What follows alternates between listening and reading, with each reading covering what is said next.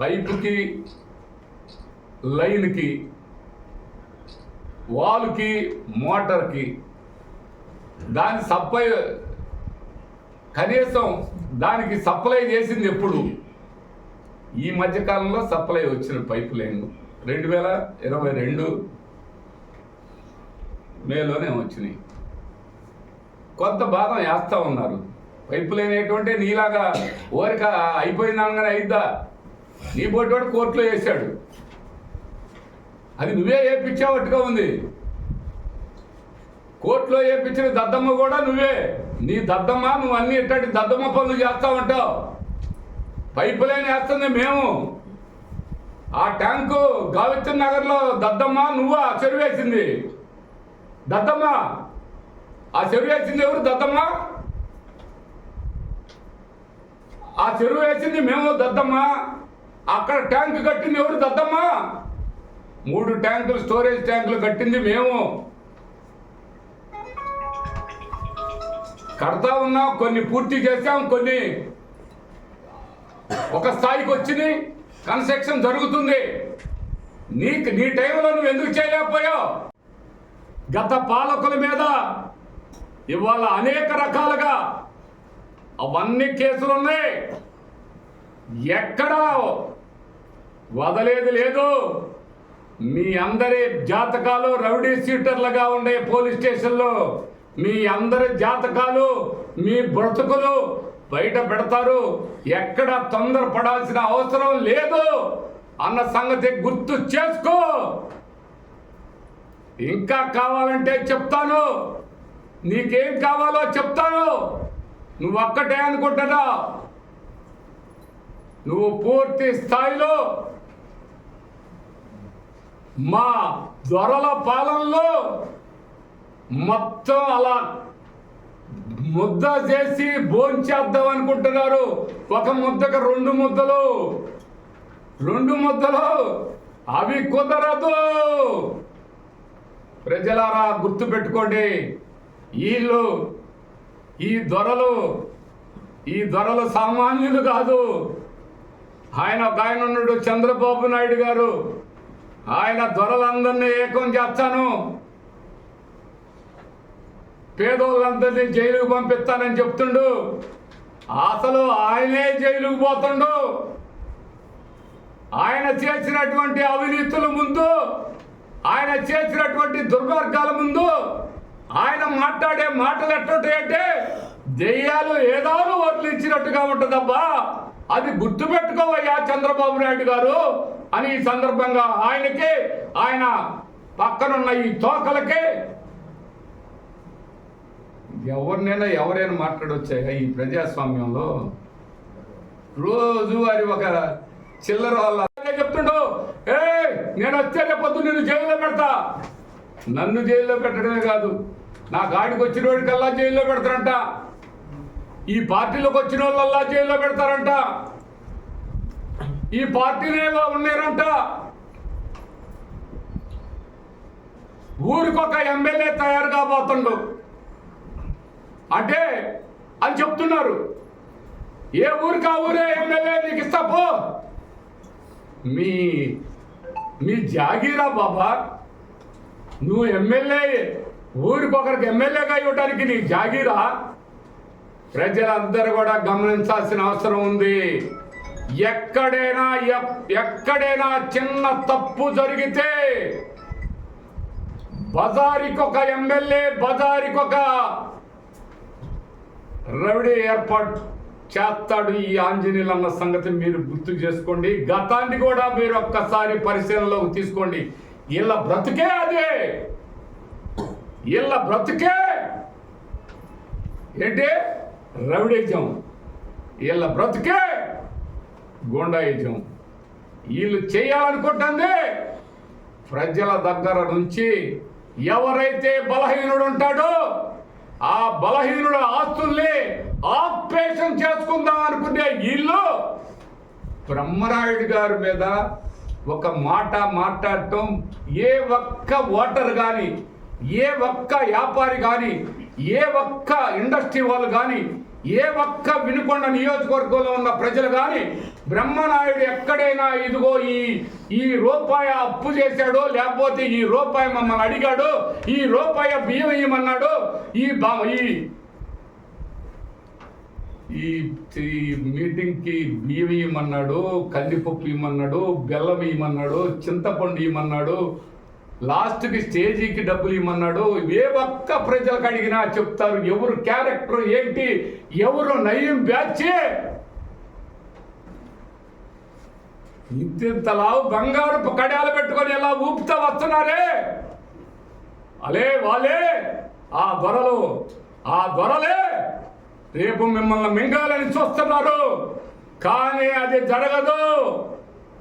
బ్రహ్మనాయుడు పేదవాళ్ళ పక్షాన, ప్రజల పక్షాన నిజాయితీగా ధర్మం వైపు బ్రహ్మనాయుడు ఉంటాడన్న సంగతి గుర్తు చేసుకో. ఆంజనేయులు, నీకు అది సరిపోదు, నీ వల్ల కాదు. ప్రజలు మంచిని కోరుకుంటున్నారన్న సంగతి అర్థం చేసుకో. ఇంకా ఒక్కటి చెప్పాలి, గతంలో దోపిడీ చేసినవన్నీ కూడా పార్టీ వాళ్ళ బట్టి ఇసుక తోలుకునేది వాళ్ళు, దోపిడీ చేసేది వాళ్ళు. నేను ఒక్కటే చెప్తాను, వాళ్ళు ఫ్లాట్లు వేసుకుంటున్నారు, వాళ్ళకి బట్టి అవసరం, వాళ్ళు ట్యాక్స్ కట్టుకున్నాడు, ప్రభుత్వం కట్టించుకుంటుంది అంతే. నాకు సంబంధం ఏంటి? నేను కాపలా ఉంటానా? మీరు బట్టి ఎవరన్నా తవ్వుకున్నా, మీరు అందరూ తవ్వుకున్నారు, వ్యాపారం చేసుకుంటున్నారు, వ్యాపారానికి ఇల్లు కట్టుకుంటున్నారు, వాళ్ళందరూ అలాంటి వాళ్ళందరికీ మరి మట్టి రెండు టక్కులు తోలుకుంటారు. అది తప్ప ఎక్కడ ఈ వినుకొండలో ఏ విధంగా మీరు ముందుకు బాగేయగలుగుతున్నారు? మంచికి కాస్తంత సిగ్గు లేకుండా ప్రతి ఒక్క మంచి పనిని అడ్డుకునే ప్రయత్నం చేస్తున్న మీరు, మీ దుర్మార్గాలు, ఈ దుర్మార్గం అనేది ప్రజలు చూస్తున్నారు, ప్రజలు గమనిస్తున్నారు అన్న సంగతి గుర్తు చేసుకోవాల్సిన అవసరం ఉంది. ఒక్కటే చెప్తున్నా, నువ్వు ఆంజనేయులు గారు, మీరు ఒక్కటే గుర్తు చేసుకోండి. మీ చరిత్రలో మీరు చెప్పింది, మీరు చేసింది చెప్పండి. చెప్పుకునేదానికి లేదు. మేము చేసే అబ్బాబే మేము అదేందండి, మేమంతా బహు చేసామండి, పులుపులు కానుంచి మేమంతా చాలా ఇది చేసాము, ఆయన అట్ట చేశాడు, ఈయన ఎట్ట చేశాడు, నేను ఇది చేశానని. నా కోసం నేనే మున్సిపాలిటీ తెచ్చాను. వస్తా తెస్తారయ్యా.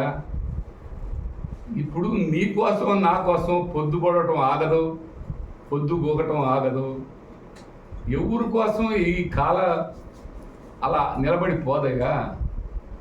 తెల్లాడుతూ ఉంటుంది, పొద్దుగుతూ ఉంటుంది, పుడతా ఉంటారు, పోతూ ఉంటారు, జరుగుతూ ఉంటుంది. నాయకులు వస్తుంటారు, కొంతమంది నాయకులు పోతూ ఉంటారు, మళ్ళీ నాయకులు వస్తుంటారు. ఎవరు వచ్చినా ప్రజలకి మంచి చేసేదానికి, ప్రజలకి మంచి సర్వీస్ చేసేదానికి, ప్రజల ఆస్తులు పరిరక్షించేదానికి, ప్రజల సమస్యల్ని తెలుసుకొని కాపాడేదానికి, ఆ పరిష్కారం చేసేదానికి ఆ ప్రయత్నం చేయాలి. కానీ ప్రజల దగ్గర నుంచి దోపిడీ చేద్దాం, ప్రజల దగ్గర నుంచి డబ్బు రాబట్టుకుందాం, ఆ డబ్బు రాబట్టుకున్న వాళ్ళు ఎవరు, ఏ నాయకుడు సమయంలో అలాంటి పని జరిగింది? ఇక్కడ ఉన్నటువంటి ఈ వినుకొండ పట్టణానికి, ఈ పట్టణ ప్రజలు మనసున్న మహారాజులు. మీరు ఎన్ని చేసినా, మీరు ఎన్ని దుర్మార్గాలు చేసినా, ఈ వినుకొండ పట్టణ ప్రజలందరూ కూడా ఎంత నొప్పైనా ప్రాణం బిగబట్టుకొని ఓర్చుకున్నారే కానీ, ఆ ఓర్చుకొని లాస్ట్కి పూర్తి స్థాయిలో ఆ నొప్పిని తొలగించుకున్నారు. ఆ నొప్పే ఈ జీవీఎస్ ఆంజనేయులు అన్న సంగతి గుర్తు చేసుకోవాల్సిన అవసరం ఉంది. అయితే ఇవాళ ఏదైనా మంచి పేరు వస్తుందేమోనని కోర్టుకు వెళ్ళావు. మంచినీళ్ళ మీద కూడా కోర్టుకు వెళ్ళిన దద్దమ్మ నువ్వు. ధైర్యం ఉంటే ప్రజల ఓటుతో గెలుచుకో. ప్రజల ఇబ్బందులు పెట్టేదానికి, ప్రజల్ని నష్టపెట్టేదానికి, ప్రజల్ని కష్టపెట్టేదానికి, ప్రజల్ని అన్ని విధాల పూర్తి స్థాయిలో ప్రజలకు తాగునీరు మీద కూడా రాజకీయం చేసే నీలాంటి దద్దమ్మ, నీలాంటి రాజకీయ నాయకుడు ఉండటం ఈ ప్రాంత దరిద్రం అని ఈ సందర్భంగా తెలియపరుస్తున్నాను. ఈ ప్రాంతానికి నువ్వు పట్టిన శని, ఈ ప్రాంతానికి నువ్వు పట్టిన నీ శని వల్ల ఇవాళ సురేష్ మాల్ రోడ్డు దగ్గర నుంచి చూస్తే కోర్టుకు వేస్తావు. హిందూ శ్మశానం ఏర్పాటు చేద్దామంటే కోర్టుకు వేపించావు. ఇప్పుడు పైపు లైన్ వేస్తానంటే వాళ్ళు కొద్దిగా పైపు లైన్ వేసేదానికి కోర్టుకు వేసావు. నువ్వు ప్రతి ఒక్కటి కోర్టుకేసే నీలాంటి దద్దమ్మని అది ఆ చిక్కులన్నీ తీసుకుంటూ పక్కగా నెట్టుకుంటూ ముందుకు అడిగేస్తుంది బ్రహ్మనాయుడు అన్న సంగతి నువ్వు అర్థం చేసుకోవాల్సిన అవసరం ఉంది. నీ దద్దమ్మ పనులు, నీ దద్దమ్మ వేషాలు, నీ లింగడేశాలు, ఇక్కడ నీ లింగడేశాలు కుదరవు. నీ లింగడేశాలన్నీ నాకు తెలుసు. అడి పోతడు ఎగురుతా ఉన్న లింగడేశమే కాకు, నీ మాత్రం లింగడేశాలు అందరూ ప్రజలు చూస్తూనే ఉన్నారు, గమనిస్తూనే ఉన్నారు. అయ్యా లింగడేశం గారు, నువ్వు ఇంకొక మాట చెప్తాను. ఈరోజు మంచినీళ్ళు ఇస్తుంది మేము, మంచినీళ్ళ పని పూర్తి చేసింది మేము, ప్రజలకి నీళ్ళు అందిస్తుంది మేము, పైపులని వేస్తుంది మేము, కోర్టుకు వేసింది నువ్వు. మళ్ళీ ఆ పైపుల కాడ మోటార్లు అంట. మరి మోటార్లు ఏమి ఏడబెట్టుకుంటావు నువ్వు? మోటార్లు అయ్యి మోటార్లు కాదు, మోటార్లు ఎక్కడ ఉంటాయో తెలియవు. ఆకి దానికి ఉండే మొండానికి తేడా తెలియని నీలాంటి వాటిని ఏం చెప్పాలా? అది వాళ్ళు ఎక్కడికెక్కడికి వాళ్ళు మలిపేదానికి ఆ వాళ్ళు రీసెంట్గా వచ్చినాయి. నేను తెచ్చానని చెబుతుడు. నీ బ్రతుకు అంత దూరం కూడా పోయావా నువ్వు? టెండర్ మా ప్రభుత్వం వచ్చినాక మేమే ఇప్పించాము టెండర్ వేయించినోడు నీలాంటివాడు కాబట్టి ఇంత లేట్ అయింది. నేను కాదు చేసేది, అది టెండర్ వేశారు, చేస్తున్నారు, జరుగుతూ ఉంది. ఆ పైపు లైన్లకి నీలాంటి ఏరే వాళ్ళ పేర్లు పెట్టి నువ్వు ఆ కోర్టులో వేయించావు. అవన్నీ ఆగినాయి. ఆ డబ్బులు రాలేదని కూడా నువ్వు వాడికి చెప్పి కోర్టులో వేయించింది కూడా నువ్వే. ప్రతి ఒక్కదానికి కోర్టుకు వేయించేది నువ్వే. బాబు ఒక్క నెలకు 2 నెలలకు నువ్వు కోర్టుకెయ్యి, నీకు నేను అది ఇస్తాను ఇది ఇస్తానని చెప్తా ఉన్నావు. అవన్నీ కూడా నీ లింగడేశాల్లో ఒక భాగం. ఇంకొకటి చెప్పాలి నీకు, నువ్వు 175 ఎకరాలు మీ మొక్కాన్నే పడిద్దన్న సంగతి మీరు అర్థం చేసుకోలేకపోతున్నారు. మీకు ప్రజలు అర్థం చేసే విధంగా అవకాశం కల్పిస్తారు. మీరు అన్ని విధాల పూర్తిగా ప్రజలు సిద్ధంగా ఉన్నారు. దొరలుగానే ఉంటారు, పేదలు ఎప్పుడు పేదలుగానే ఉండరయ్యా. వాళ్ళకు కూడా అవకాశం ఇస్తున్నారు, వాళ్ళకు కూడా గౌరవం ఇస్తున్నారు.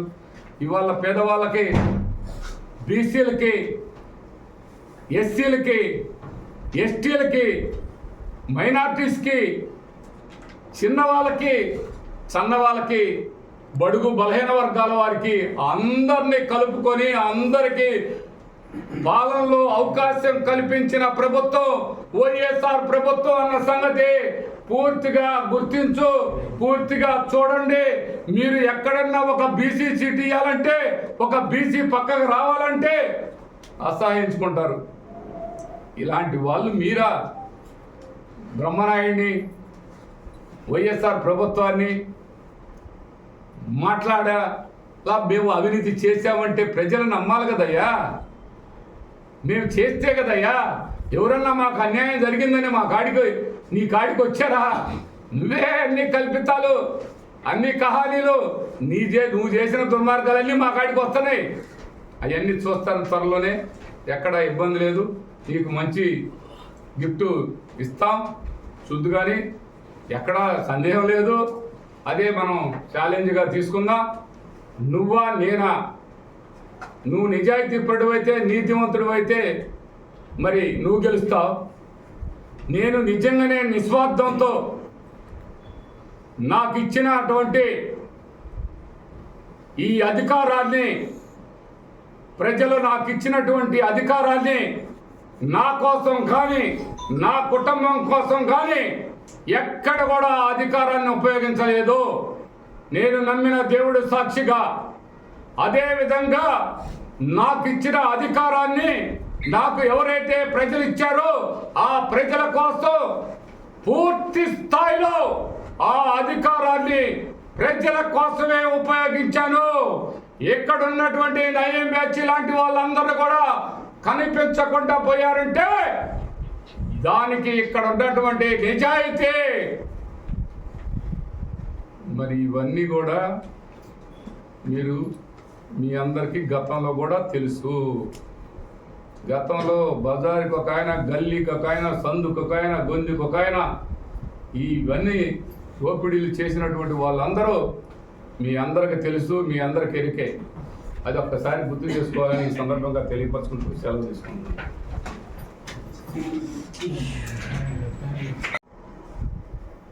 నీ పనికిరాని మాటలకి, నీ చెత్త మాటలకి, నీ చెత్త ఆలోచనలు ప్రజలు గమనిస్తూ ఉన్నారు. అప్పుడు మంచినీళ్ళు ఇచ్చారా, ఇప్పుడు మంచినీళ్ళు ఇచ్చారా అన్న సంగతే ప్రజలు చూస్తున్నారు.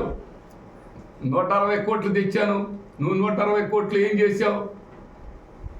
160 కోట్లు నువ్వేం చేసుకున్నావు? నువ్వు నాకైతే ఇలా, మరి నువ్వైతే ఏమైనా చేసుకున్నావో నాకు తెలియదు. కానీ మేము మా ప్రభుత్వంలో పూర్తి స్థాయిలో మంచినీరు పైపు లైన్లు చాలా వరకు చేసాం, ఇంకా కూడా చేస్తాం. అది కోర్టులో వేశారు, అది నువ్వే వేయించావు. ఇవన్నీ కూడా ప్రజలకి గమనిస్తూ ఉన్నారు, ప్రజలు చూస్తూ ఉన్నారు. వాళ్ళకి బిల్లులు రాలేదని కోర్టుకు వేశారని చెప్పావు. వాళ్ళకి బిల్లులు రాక కాదు, నువ్వు వేయించావు, నువ్వు కోర్టులో వేయించావు. ఈ నెల ఆగండి, ఏదో ఈయన పొద్దున్నే అనేదో ఈయనకి ప్రజలతో పని లేదంట. ఈయనే గెలుస్తారంట, ఈయనే వేసుకుంటారంట, వాళ్ళందరూ వేస్తారంట. ఇంకెవరు ఆడ బూతుల కాడికి కూడా రావాల్సిన పని లేదంట, వీళ్ళే వేసుకుంటారంట. వేసుకోండి అయ్యా. అదే చెప్పాను, దొరల పాలన పోయింది, పేదల పాలన వస్తుంది, పేదల పాలన కొనసాగుతుంది. పేదల ఈ పార్టీ వైఎస్ఆర్ పార్టీ, పేదల పార్టీ వైఎస్ఆర్ పార్టీ, దొరల పార్టీ మీ తెలుగుదేశం పార్టీ అనేది ప్రజలు గమనించారు. అందుకే మీకు బాగా దిగుతున్నారు. బాగా తీసే దానికి కూడా తొందరలోనే మీకు బాగా ఆవేశపడిపోతున్నాం. ఆంజనేయులు బాగా పెద్దగా బాగా ట్రై చేస్తున్నావు. ట్రై చేయి, బ్రహ్మనాయుడుతో నువ్వు ట్రై చేయి, చూస్తా. నన్ను నువ్వు జైల్లో పెడతావా? నీ అబ్బతరం కూడా కాదు.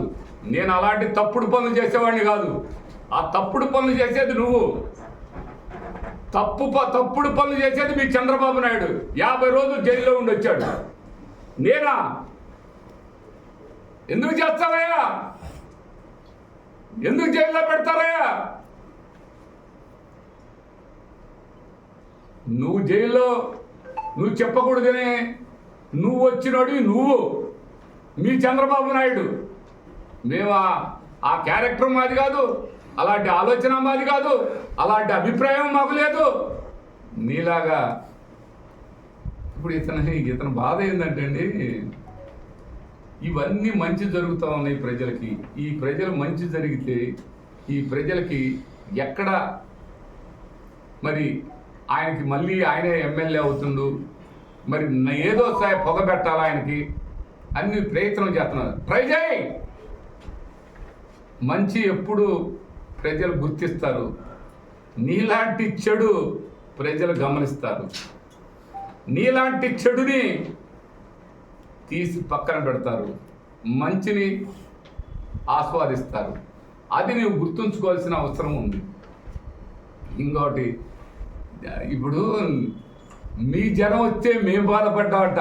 ఆడేదో జనం ఏదో ఆ చంద్రబాబు నాయుడు గారికి అబ్బో అన్నట్టు వచ్చినట్టు, ఈడ మేము ఏదో ఒక కొత్తగా ఎంపీ అనిల్ కుమార్ యాదవ్ వస్తున్నంత అంతమంది జనం లేరు నీ బతుక్కి. 7 నియోజకవర్గాల నుంచి పెట్టావు. మీరు జనం వస్తే మేము భయపడుతున్నాం. అబ్బా వచ్చారే జనం. మీకెవరయ్యా వచ్చేది?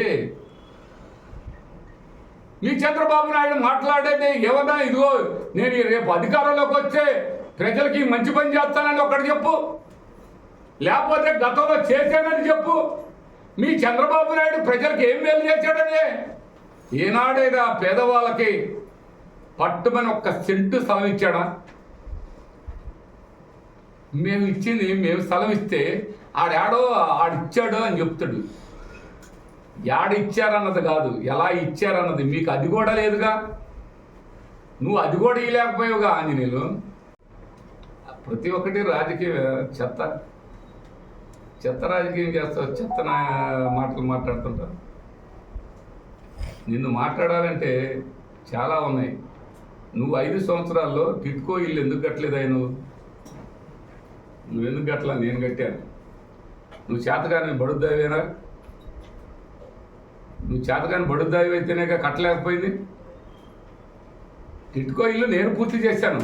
చెప్పమనండి, వీళ్ళందరూ పోయి చూడమనండి. ఆయాల పోయి తీసుకుపోయి చూశాడు కదా, వీళ్ళందరినీ తీసుకుపోయి అక్కడ పోయి అబ్బా తోరి కట్టడం చేత కాలేదు అది ఇదని. అవకాశం ఉంటే ఎక్కడ కూడా ఒక్క చిన్న అవకాశం ఉండా వదిలిపెట్టాడు బ్రహ్మనాయుడు.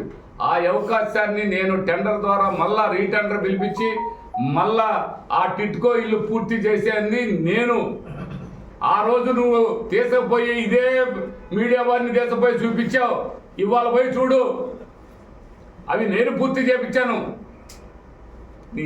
అసలు తేపకి ప్రతిరోజు పాడిందే పాడరా పాసిపల్ల దాసుడా అని రోజు బ్రహ్మనాయుడు 155 ఎకరాలు ముస్లిమ్స్ పొలం తీసుకున్నాడు, ఓ వైశ్యాస్ పొలం తీసుకున్నాడు, బ్రాహ్మణ పొలం తీసుకున్నాడు, మరి ఇసో బ్రాహ్మణులు తీసుకున్నాడు. ఇక ఇలాంటి మడత పేసీలు పెట్టి అలాంటి మడత మాటలు మాట్లాడి మడిసి నువ్వు పెట్టుకో. అంతేగాని ఇక్కడ బ్రహ్మనాయుడిని అంట జైల్లో పెట్టింది. నిన్ను యమనాల బ్రహ్మనాయుడు నువ్వు జైల్లో పెట్టిస్తావా? నీకు ఒక మాట చెప్తాను ఆంజనేయులు, నువ్వు జైలు గోడల దాకా పోయి వచ్చి ఏదో మెయింటైన్ చేసుకొని మర్డర్లు చేసి అనేక రకాలైనటువంటి ఆలోచనలు చేసిన నంబర్ 1 రోగువి నువ్వు, నంబర్ 1 చెత్తవి నువ్వు. అందరూ తెలుసు నీ భార్య ఎందుకు పోటీ చేసిందో. నేను శివప్రసాద్ కాడికి పోయానని చెప్పావు. నేను పోయాను, నీ భార్య పోయి శివప్రసాద్ కాళ్ళు పట్టుకొని సీటు తెచ్చుకుందో నువ్వు కాళ్ళు పట్టుకున్నావో అది మీకు తెలియాలి. నువ్వు ఎందుకు నేను శివప్రసాద్ కాళ్ళు పట్టుకోవాల్సిన అవసరం నాకేముంది? శివప్రసాద్ కాళ్ళు పట్టుకొని నేనేమన్నా నీ తెలుగుదేశం పార్టీలో ఒక నెంబర్గా పోటీ చేశానా, ఒక ప్రెసిడెంట్గా పోటీ చేశానా, ఒక ఏదైనా నేను పోటీ చేశానా? చెప్తాడు. ఇవన్నిటికీ ఒక్కటే, ఇవన్నీ సోది అంతా మూటగట్టి ఏదో ఆ మూట నా నెత్తిన మీద పెట్టాలని చూస్తాడు. ఆ మూటను నీకు ఒకసారి చెబుతా. నువ్వు అక్కడ వచ్చేవారికి ఆ పైపు లేని కాడికి పోయి ఎగబడి దూకుతున్నావు. నీ దూకుడేదో నా కాడికి వచ్చి దూకు. నువ్వు ఆడ దూకితే ఉంది, ఆడెవరు లేరుగా. నువ్వు ఏదైనా ఉంటే చెప్పు, ఎక్కడ తప్పు జరిగిందో చూపించు. ఆ పైపులు ఏమన్నా మా ఇంటికి వేసుకున్నానా? ప్రజలకు వేసాను పైపులు. ఆ పైపులు అందరూ కూడా కొంత మేరకు అయిపోయింది, కొంత మేరకి అది అవుతుందనే వరకు ఆయనకు మంచి పేరు వస్తుందని దాన్ని కోర్టులో వేయించావు. స్టేడియం పూర్తి చేద్దాం అనుకునేవారికి దాన్ని కొంత దూరం పోయేవారికి స్టేడియం పూర్తి అయిపోతుందేమో అని కోర్టులో వేయించావు. అదేవిధంగా హిందూ శ్మశానం కోర్టులో వేయించావు. ఇలా ప్రతి ఒక్కటి సురేష్ మాల్ రోడ్డు కోర్టులో వేయించావు. మంచి జరుగుతుందంటే ఈ వినుకొండ ప్రాంత ప్రజలందరూ కూడా మంచి, మనం ఏదో జీవితంలో రాజకీయంగా మనకు అవకాశం వచ్చింది, మంచి చేయాలనే తపనతో తాపత్రయంతో మంచి జరుగుతూ ఉంది. ఈరోజు 100 పడకల హాస్పిటల్ వచ్చింది. ఇవన్నీ కూడా ఎన్ఎస్పి కాలనీలో అవన్నీ కూడా ఆ స్థలాలు ఖాళీ చేయించి అవన్నీ అక్కడ స్కూళ్ళు కట్టించాము. ఇవన్నీ చేస్తున్నాం మేము. మీరేం చెప్తారు? మీరు ఏ కాడికి అదేదో మోటార్ అంట, మోటార్లు తెచ్చి ఏం తెచ్చాడంట, మోటార్లు ఏం తెచ్చాడంట, పైపులు ఏం తెచ్చాడంట, నేను వేయలేదంట, ఏం డబ్బులు తెచ్చాడంట, నాకు ఇచ్చాడంట. డబ్బులు తెచ్చి నాకు ఇచ్చావంటే మరి నువ్వెందుకు మరి ఆ డబ్బుల్ని నువ్వు ఉపయోగించలేకపోయావు? నీకంటే నాకు ఎక్కువ సమయం నాకు ఇవ్వలేదు కదా ఆంజనేయులు.